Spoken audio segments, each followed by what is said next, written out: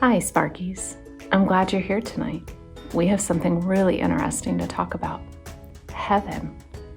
In the verse that you've been working on for tonight, Jesus talks about it as his Father's house.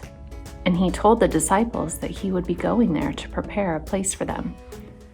But let's back up just a little bit. John wrote in chapter 14, verse 1, "Do not let your hearts be troubled. Trust in God. Trust also in me." See, the disciples were feeling a little bit scared and worried because Jesus had just told them that he was going to have to leave and that they could not come with him yet. They didn't understand what he meant or where he could be going. So Jesus had to remind them not to be worried or afraid, but to believe in God and to believe in him. Then in the next verse, Jesus continues to talk to the disciples and he tells them, "In my Father's house are many rooms. If it were not so, I would have told you. I am going there to prepare a place for you." Jesus reassures the disciples that in heaven, or his Father's house, there's plenty of space for them. He reminds them that if he said it, it's true. And when Jesus was telling the disciples that there was room for them, Jesus was telling us that there is room for us as well. And that while he was preparing a place for his disciples, he would also prepare places for all who would believe in him. Sometimes when I think about what Jesus said, it makes me wonder what heaven, which is the place he's preparing for us, will be like. And when I start to wonder, there's a book in the Bible that I can go to find out more. Our verse tonight is found in the book of John, and John is the disciple who wrote that book, but he also wrote some other books in the Bible. One of those other books that he wrote is called Revelation, and John wrote that book while he was in prison on an island. You see, a long time ago, a people called the Romans would send their criminals to Patmos, which is an island in the Aegean Sea.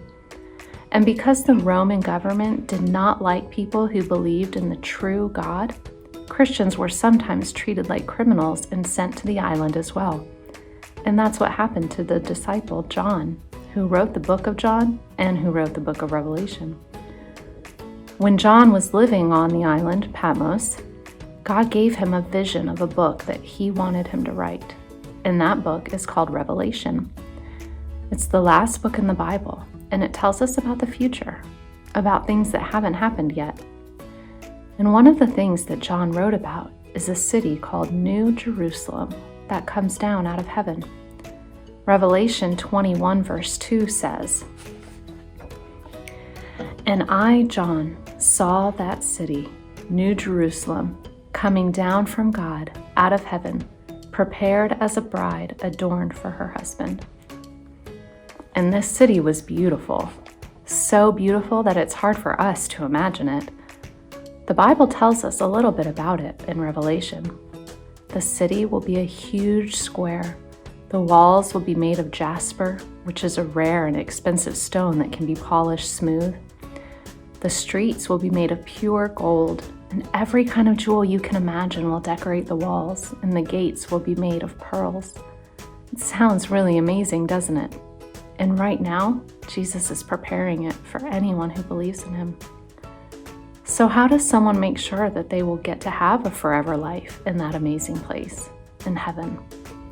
Well, we have to trust Jesus Christ as our Savior.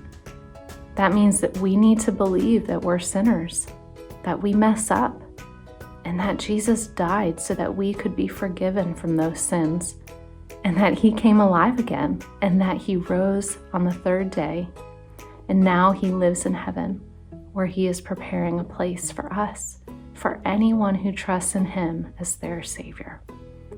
Heaven truly will be an amazing place, won't it? Good night, Sparkies.